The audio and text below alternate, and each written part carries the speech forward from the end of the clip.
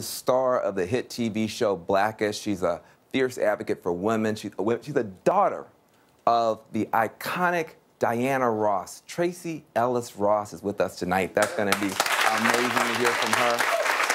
Plus, we have two real-life heroes. The hero of that tragic Waffle House shooting in Tennessee, James Shaw Jr. He's here. He's going to be here tonight.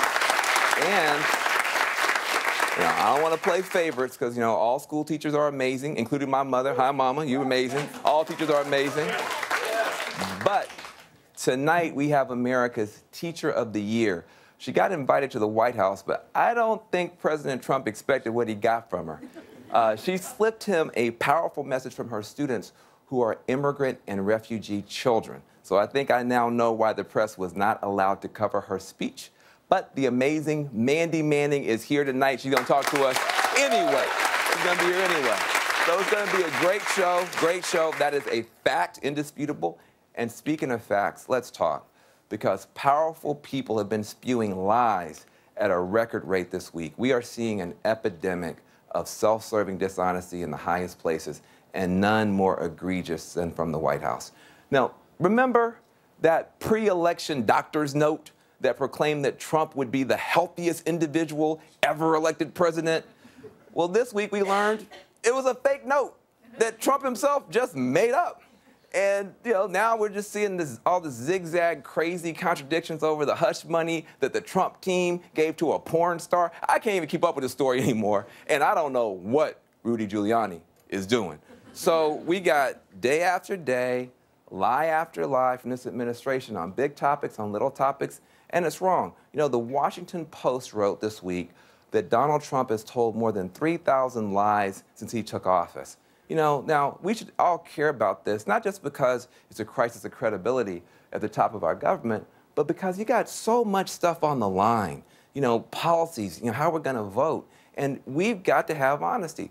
When regular people lie, they face real consequences. What would happen if your child made up a doctor's note to get out of class? He'd probably get suspended and then get grounded when he got home. And what if your husband or wife sent thousands of dollars to somebody and then kept changing their explanations? Yeah, that wouldn't work out too well. So listen, Americans, we know what's right and what's wrong in the real world. And we deserve better than this. Our leaders should know right from wrong as well. But here's the good news. While the folks at the top keep throwing their integrity in the garbage can, everyday people keep doing the right thing anyway. You want some proof? 2 men were wrongfully arrested at Starbucks. This week, they chose to settle the case with the city of Philadelphia, but for themselves, they only took $1 each. They insisted, though, that hundreds of thousands of dollars go to set up a training program for young entrepreneurs. They put others first, and they turned a bad thing for themselves into good things for other people. I love stuff like that. That's what it's all about. And my next guest also knows something about putting other people first. He put his life on the line to grab an AR-15 out of the hands of a crazy gunman who had opened fire on a Waffle House in Tennessee, killed 4 people. But that carnage would have been much worse without my next guest. Please welcome to the Van Jones Show, a man of integrity, James Shaw Jr.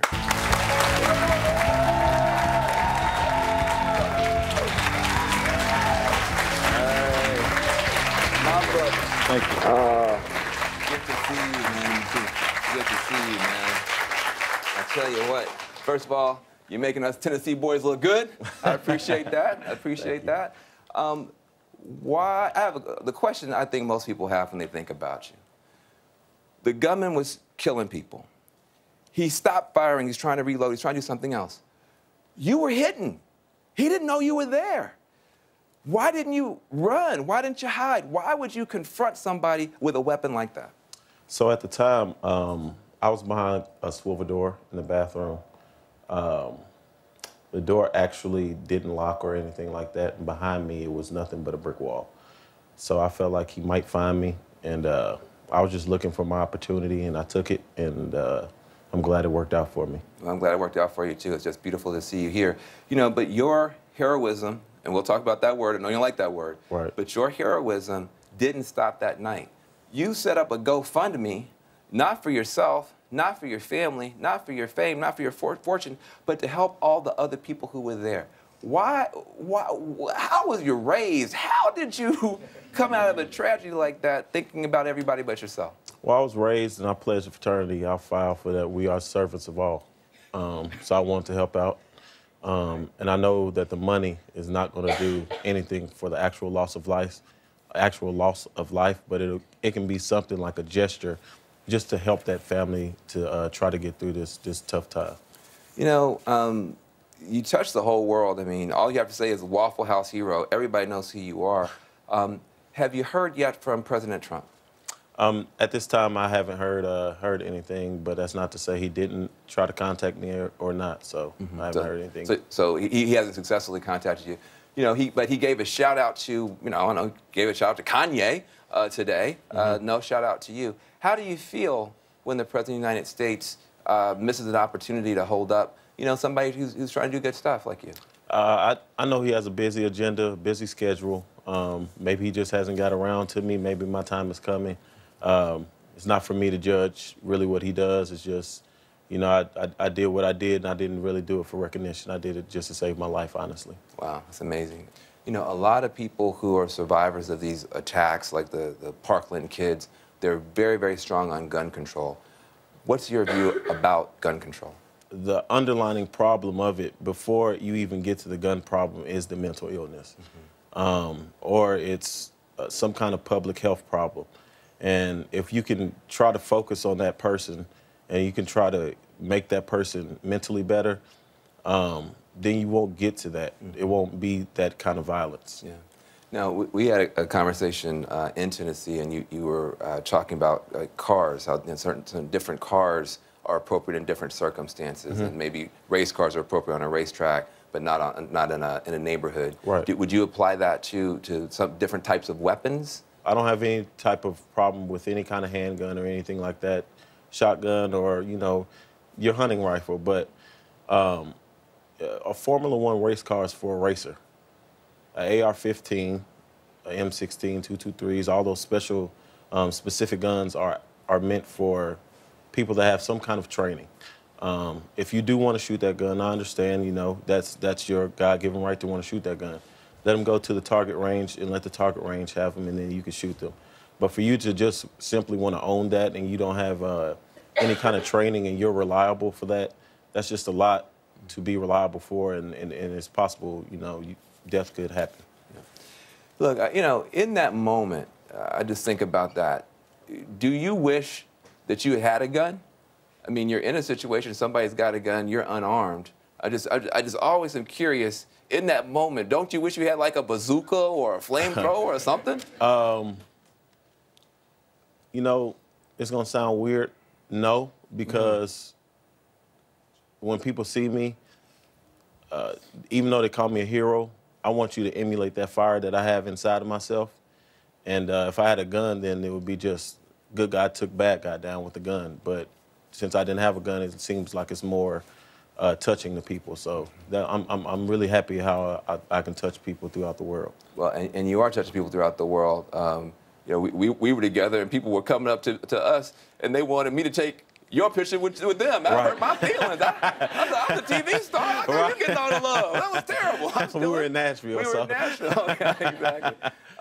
But how are you dealing with that? That's a big change. I mean, you were on these big TV shows. You got stars trying to give you money. I mean, that's so it's getting hit big. It's definitely a whirlwind. It's definitely not something I'm used to. So I'm just an engineer and I'm an electrician right before this, and then now I can't really walk too far down the street, or especially in the airport.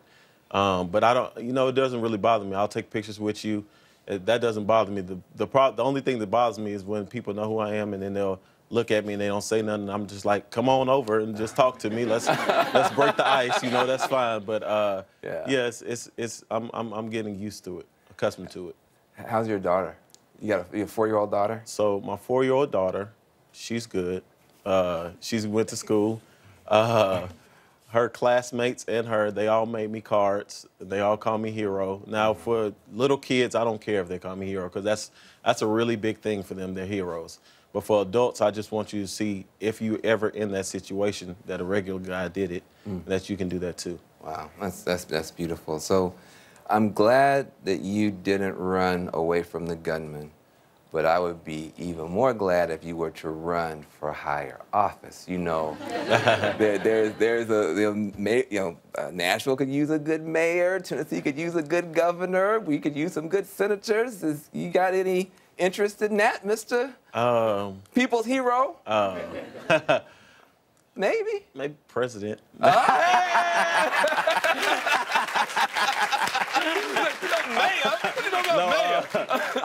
honestly haven't really thought about it. It's just been joked around with some of me and my colleagues and close friends, but maybe we'll see what the future has to hold. Hey, listen, it makes me happy to hear that it's even an opportunity because we need people with integrity in high office.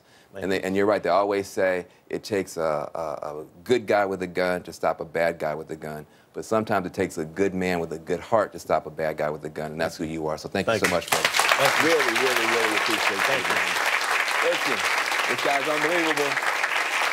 Now, coming up, everybody's been talking about Kanye West all week. Whether you love him or hate him, he's just sparking a ton of debate about free speech and whether black voters should give Trump a chance. We're going to talk about all that coming up with two young black activists. One is a liberal, one's a conservative. Now, before we hear from them, I wanted to hear from you and your opinions about the Kanye controversy. Here's what you had to say. For you to say that slavery was a choice, I don't think that was right, because if slavery was a choice, Martin Luther King Jr. and the Civil Rights Movement would not happen at all, because they would not have to go through all the discrimination and all the hurt that they have gone through for many years. And if the Democratic Party knows that they have our vote easily, they could just as easily talk around us. In this current state, however, the Republican Party is not a viable choice for the black community. Numbers because of Kanye West. Now look, this whole thing could be just a big publicity stunt by Kanye because he's got a record coming out, but he did tap into something here. Now, what he said about the slavery stuff was like just flat out wrong and crazy, period. But problems do persist within many black communities after decades of voting for Democrats. There is some frustration, some desperation, even some resignation that too little has changed. Now, some people are wondering if it's time to give the other party a chance. So let's just talk about it, have a real conversation. So we've got Lawrence Jones, beautiful last name, who's a conservative activist and a political commentator. And we've got Brittany Packnett. She's an educator and activist for police reform. Brittany actually was part of President Obama's task force on policing. So now listen. First, just establish some common ground. Was slavery a choice? No. Absolutely not. No. So look, all right, round of applause. We agree on something. We agree? No debate on that whatsoever. All right, I thought Sister Harriet said no. Sister Harriet said no. It's good. Okay. So, but you know, people were mad at Kanye about his comment on slavery. They were mad at him the day before too, when he was expressing love for President Trump. Is it now compulsory to be a black person to hate President Trump? Is that where we are now? You know, I think there's a conversation about the Republican Party, and then there's a conversation about Donald Trump. There is fact and fiction. Fiction is certainly that slavery was a choice, but there are facts here about how he won this office that have been detrimental, not just to black people, but to marginalized people all over this country and all over this world. Calling African countries and Haiti S-holes, right? Hiring someone like Jeff Sessions, who Coretta Scott King warned us about, who has continued to uphold this idea of police violence and allow it to be pervasive across the country. Those are real issues that people have problems with. So Trump has done a lot of bad stuff. The Republican Party has had a negative history in some ways.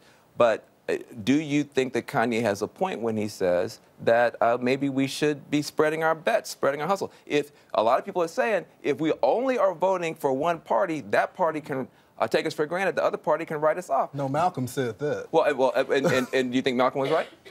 Of course I think Malcolm is right. Why? I think look, let me first off by saying this, because I'm on the right. The Republican Party has failed black families by not going to the community and focusing on issues that matter to them. Black Republicans have failed the black community because There are some of them that have this genuine interest to help the community, and then there are some that don't. They see it as a benefit.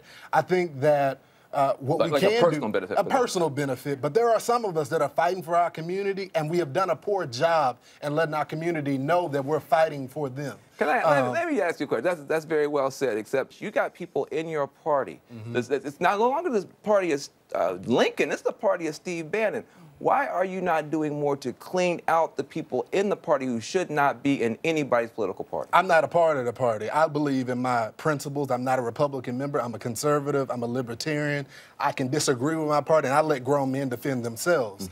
But what I am about is the issues that impact my community. And so whatever I can do to speak up on the issue and to have a seat at the table to talk about the issues that matter to them. Because let's be honest, although we criticize the Republican Party, the Democrats ain't done that well for black folks either. But they continue to get our vote, but they don't deliver. And I think we have to have an honest conversation. I hear this in a lot Dan, when I was a young Democrat, I remember you showing up to the conferences before I switched over to the right, and we had the same complaints about the Democratic Party. So here's where we can agree. There are a whole lot of people that aren't doing right by black folks. Point blank, period, right? What we're talking about, though, is freedom being bigger than a party. What we have seen is that the Democratic Party has been far more willing to move forward on the issues that we bring to bear than the Republican Party has. But at the end of the day, I actually think we need to be talking about how we are doing this work from the ground up, how we are making sure that it's not just who we're voting for, but who we're actually running in those seats. We know that there are lots of folks who come and knock on our doors every 4 years. And like Janet said, what have you done for me lately? That is what black communities are asking every single day. And it's bigger than a party for them. It's about their future. It's about their children. It's about their livelihood. Yeah, you can clap if you want to, that's fine. Let me ask you a political question. There is a gap now between African-American men and African-American women on this question. 96% of black women voted for Hillary Clinton. 88% of black men voted for Hillary Clinton. That's almost a 10-point spread. Why are black men more open to this message than black women? Well, I think that we have to recognize the intersection at which black women exist. We deal not only with racism, but we deal with sexism every single day. And we deal with the unique struggles that comes with being a black woman, the accusations of being the angry black woman, the idea that we're always strong and that we never hurt and that we never cry. So there are unique issues to being a black woman that make us see things a little bit differently. But I think if we think about the fact that black women are often right, I would like to say, I'm not going to disagree. we can look at the victory of Doug Jones in Alabama. It was owed in a great deal to black women. So Yeah. I believe that actually following the lead of black women is always a wise choice. But the men, let's be clear, black men are choosing their families. I would choose wealth over poverty any day. And I think that's the opening. I've been telling conservatives for a long time, before Kanye even arrived, that hip-hop is the way. The Republican Party told me that hip-hop was the destruction of the black family. But I saw a capitalistic message within hip-hop that they've been rapping about this for a long time. I'm going to push you a little bit, and that's what the black men are saying, that we're going to choose wealth I'm going to push you poverty. a little bit, though, because I don't think any black mama is out here saying that they want their family to be experiencing the violence of poverty. What I will say, though, is that we have to recognize that all of the answers we've been talking about to economics, like education, actually don't move racism out of the way. So what we know to be true is that a white high school dropout still has more wealth than a black college graduate. We can't erase the things or ignore the things that often conservatives and the Republican Party wants to erase, like racism, when we're dealing with these problems. Look, I'm not trying to remove racism. Unlike some people, I believe that it exists. I contend that I do not allow racism to control me, or there's going to always be racism. But we can only control our own destiny, and I think that's what some of us are saying. Well, and I think that's a hard thing to argue with. But then, in controlling your own destiny, how do you defend being a Trump supporter now? I don't offend a grown man. I told you from the very beginning. I didn't vote for the president. I support the president because we need black folks at the table to talk about issues that are going to impact us. And so the president and his administration has been willing to talk now. People that even disagree with the president having a seat at the table to talk about those issues. But you know and I know that a lot of things that President Trump says and a lot of things the Republican Party's allowed to go are very hurtful and very offensive to people, not weak people, not people who are crybabies, people who are tough and strong, but who feel hurt by this. How can you align yourself not as a voter, not as a defender, but even as a supporter of a president who speaks this way about people of color? Look, I tell you this, I support my values. That's it. I can't control where there are people that have these negative comments, and he's a grown man. And I'm not going to go on national TV as some black conservative and defend every single thing that the president do. I was heard about Charlottesville as well. But I still will choose wealth any day over poverty. And I think that the Democratic Party has to answer for this. Two questions. Can we at least? I'm trying to find some more common ground. Criminal justice reform, is that common ground? What's the Republican solution on some of these policing issues? I hate when you say the Republican solution. Or the libertarian, the conservative, or yours. Mr. Jones, Look, as a libertarian, I don't believe we should be giving government that much power. My first job was working in juvenile court. And so there is no issue that I have more of a passion for than criminal justice reform. I'll give you the last word. What do Democrats need to do to keep black support? Because he's coming, and he's got a message, and I think you might have some challenges from people like him. What do Democrats need to do differently to keep black support? Invest in the grassroots. You just talked about the fact that black Republicans and Republicans in general haven't done all that well in actually having... What do you mean by grassroots, though? Because they show up, they just don't deliver. I'm going to answer. The grassroots delivered for Doug Jones. The grassroots have been delivering in Ferguson and Baltimore and Sacramento and Cleveland. They've been delivering every single day, not just at the high federal level of policy, but in people's everyday needs. We know that people know how to get out the vote if you actually invest in the black leadership on the ground. So that's what the Democrats need to do. They need to invest those dollars in black communities because we know how to have conversations with each other.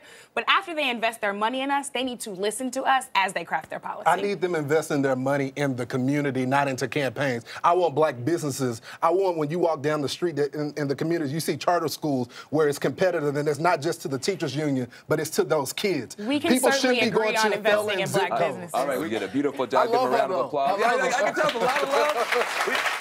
Now, when we come back, there's going to be some more love. We're going to be talking to Black Diana Ross. She is a Golden Globe winning actress. She's a star in her own right. And on her hit show, Blackish, Tracy and her co-stars somehow make us laugh while talking about really tough stuff like policing, the history of slavery, even marital problems. Take a look. All right, let me be clear. Your mother and I are not getting a divorce. We're just taking some space. We're just taking some space.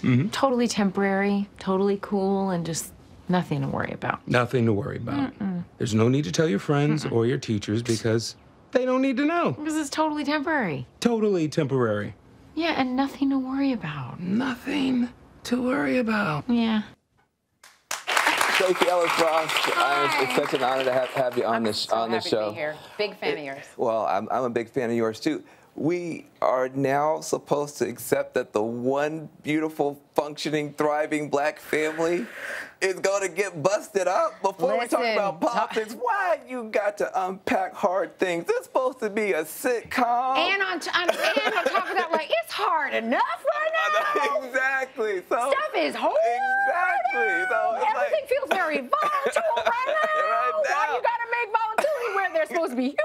Yeah. So, but tell us why, because you know the family that you guys represent is now kind of the iconic African American family, and also the iconic American family, and the iconic American family at the same time. That used to be the Cosby. That used to be the Huxtables. Yeah. And now that is no longer a viable project. So you got to double. I mean, this is one of the interesting things. There was a wonderful article written in the New York Times about Cosby. And there's this sense of cleaving, like this separation that has to occur. Do the Cosbys still exist without that? As the Cosby Show, it's the same, you know. Listen, you are in that role now for a whole generation of people. Your family is the iconic black family. Yeah. When the Cosby thing came down, how did it hit you? I mean, you're also a big leader in Me Too. That's just something I've been curious about. How do you process this thing? I don't know that in all honesty, I'm still processing it, and I don't know that I have a desire to process it publicly. Yeah. I'll leave it at that. Leave it at that. Well, so look, I just wanted some other issues that you've taken on with humor and grace are important issues. You've taken on policing. You've taken on the show, yes, and show. not me. So not Yes. me. We have taken on a lot of heavy issues, important, very important topics, along with separation and divorce. But postpartum, police brutality, the election, even our parents' generation going to the doctor. So many different, the sex talk, like all of these different things that if you were to line them up, you would not think our show is a comedy. Yeah. But it I works. think it does work. But Why? I think that's also, I think it's incredible writing. I think we have incredible writing, and there's a daringness and a courageousness with which they lean in. And I think it's a character-driven comedy. The way I always describe it is it's like, this is a show about a family. And it's a show about a family first and foremost. And then we take these things that are on the wallpaper of our lives and drop them in the middle of the floor in the kitchen. And we see how this family is going to either walk around, trip over, decide to explain what's on the floor. Like, how are they going to make sense of this thing that all of us are dealing with? You know, these are things that are sort of all I've over. never seen anybody deal with the postpartum depression thing. Why is that so important to take on? I thought it was really important because I've never seen it taken on, because it's not an experience I have had, because it's not an experience I know a lot about, and I also think it is a stigmatized thing. Very much. Mental illness within the Black community, which we touched on, and in general, but within the Black community, is not something that there's a lot of language for. There's not a lot of support and resource for, and so it was really important to pull that apart in a way. And what I loved in the way they handled it was there was no eye-rolling, you're making too much of this from the husband. There was this loving couple sort of trying to understand something they didn't understand, trying to make sense of something that they didn't understand together. And it is the reason that it's so hard that this couple is going through trouble. The show somehow manages to be hysterically funny in dealing with this stuff, and it's brilliant. You know, your mom, you know, she is an icon. I like to call her an international treasure. Yeah, but it's amazing. But now, and you used to, and for a long time in our community, you were her little girl. You were her daughter. I don't think that'll ever change. You're now a star in your own right. Oh, that's You really are a star interesting, in your right. own right. You might, and there's some younger people who may not even know about your mom. They know about you. They know Right. about this family. This family's important to them. What advice did your mom give you when you first came into this business? You got somebody who's still a global icon. She must have told you something. What'd she tell you?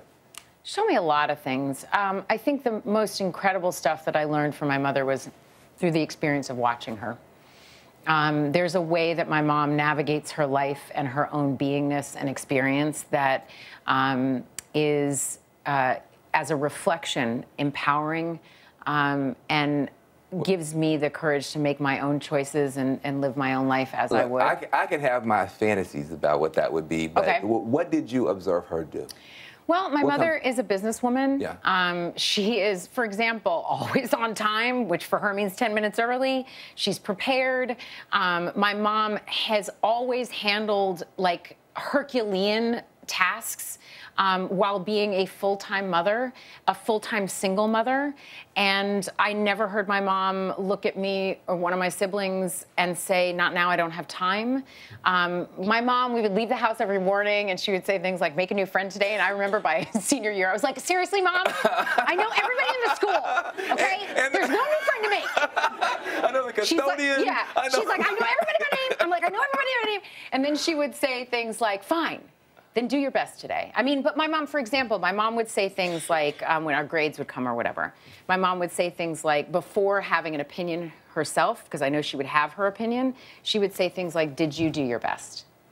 Which, let me tell you something. As a child, you know when you didn't. Exactly. That truth serum. That truth serum is right in your eyes. When you are your own worst critic, and that is the worst. I also remember her, this was a big lesson she taught us. My sister and I would fight all the time. My older sister and I were really close in age. And she would sit us down on a couch together. She would never allow us to stay in the argument. And she would make us sit there together until we could apologize authentically and say I love you, and then we would have to go into her room and show her us saying we were sorry and that we loved each other. And if she didn't believe it, if it didn't feel authentic, we'd have to go right back. So, you know, those are some of the lessons that I got. So that's not black girl magic. That's like black girl sorcery. I mean, that's some like major stuff. As I like to say, it's the reality that makes us magic. It's how real we are that makes that magic possible. So look, I got so much more I want to talk with you about, especially why you are speaking up for women. More when we get back.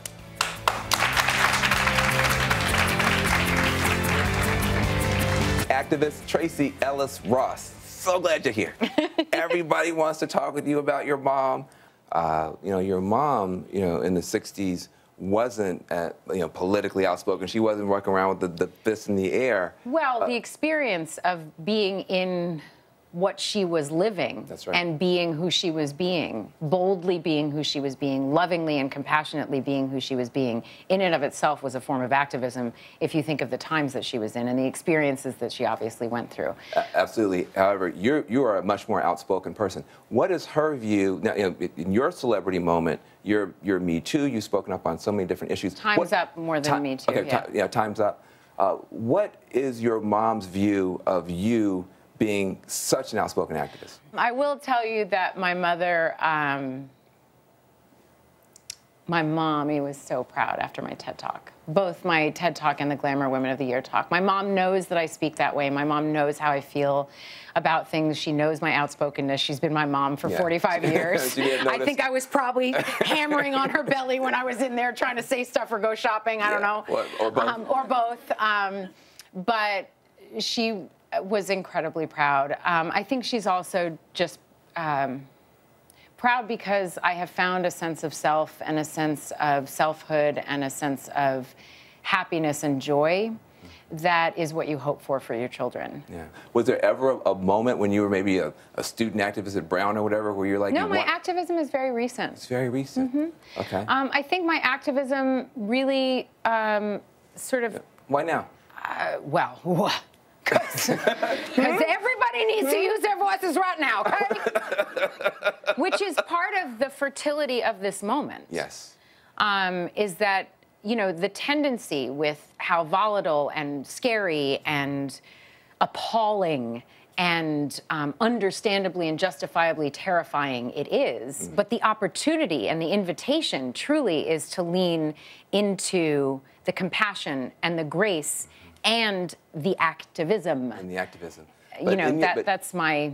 But in this TED Talk, I mean, it's an extraordinary TED Talk, and if people haven't seen it, they should go out of the way to do so. Please do. But you talk about, you're not talking about the compassion as much, you're also talking about the fact that women have a right to be furious and to own the fury. Now, that is a very tricky tightrope for a black woman to walk. Of course. Because it's always all women are too emotional and black women are too angry. So how do you deal with the compassion and the fury? Talk to me about that. Well, I mean, you know, the paradigm within patriarchy is that men are dumb and women are crazy, right? Well, I say BS. I don't think men are dumb. I think that there's a culture that has supported them in being dumb, and I don't think women are crazy. And I think that there is a much more complex, nuanced pool that we are all swimming in. The fury is justified, and I think you could replace women or race into that same conversation, which I discuss. But what I do in the talk, which is really what I have been chomping on, is connecting the innocuous to the horrific, and that there is a spectrum there that we live within. And one makes space for the other. And on top of that, the invitation at the end is really what is the important part, which is the invitation for men, calling men in to this conversation, to this dialogue, and to this movement, this large-scale women's movement that is going on, to say there is a way for you to be in support of women and to be of service to the change that is occurring as we all together create what we are envisioning, that we don't know what that is. We haven't lived in it. And for fury, with fury, I think the invitation is not to push it away because we're trained to smile and be appropriate and gracious all the time, but instead to look at it, to learn safe ways and in safe places to express it. and to actually listen to it. When we're always trying to push it down and push it down, it comes out in very weird side ways, through your neck. We don't want no neck fury. No, and sometimes, you know what? We're human beings. Sometimes that occurs. Yep. But as people of color, as black and brown people, your fury, if it comes out the wrong way, there are very real consequences. There's one person who I think we are both in competition to be the president of our fan club, and it's Michelle Obama. Oh, yeah. And is that like a religious,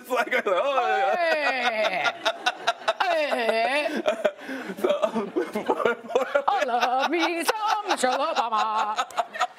She's amazing. For me, I felt like she started a dialogue that had not been opened. To have a black woman, to have her name be preceded by lady and first, in and of itself. I heard Michaela Angela Davis say that, and I mean, it just reverberated through me. In and of that, that held something and made me, I mean, the two of them just, you know, stand up a little taller. But there is a way that she is extraordinary in her ordinariness, that she holds, I mean, and you've met her. She literally makes you want to bow. Like, it's like weird. So you just want to stand up really straight. You just kind of want to be like, yes, ma'am. Like a little curtsy and like a, you know what I mean? Like there's like some regalness to her that is not only because of her stature and her height. But she also, you know, I think of the speech that she made after that moment during the election, that Trump moment. The grabbing of or whatever. And there was a way that she, from the position that she was in, put the responsibility back on the right person. And that was just very powerful. Powerful. Well, you are very powerful. And listen, we've talked about your mom, who's an icon, Michelle Obama, who's an icon. You are well on your way to becoming an icon because of what you do. Yeah, very true. Very true. And it means so much just to have you. If I can just stay teachable and be of service, I will be pleased. Well, I don't think anybody has any doubt about that. It means so much. Thank you so much for being here on the show. I want you to watch Blackish Tuesday at 9 p.m. on ABC. Coming up, you know, we started the show with a hero. We're going to end the show with one chew. Up next, I'm going to introduce you to the 2018 Teacher of the Year and the political lessons he tried to teach President Trump when we get back. Now, we all remember at least one awesome teacher. You know, maybe she stayed late and helped you with your math, or maybe went to his pocket, got some money for you, and got you some classroom supplies you needed. But let me tell you how amazing our next guest is.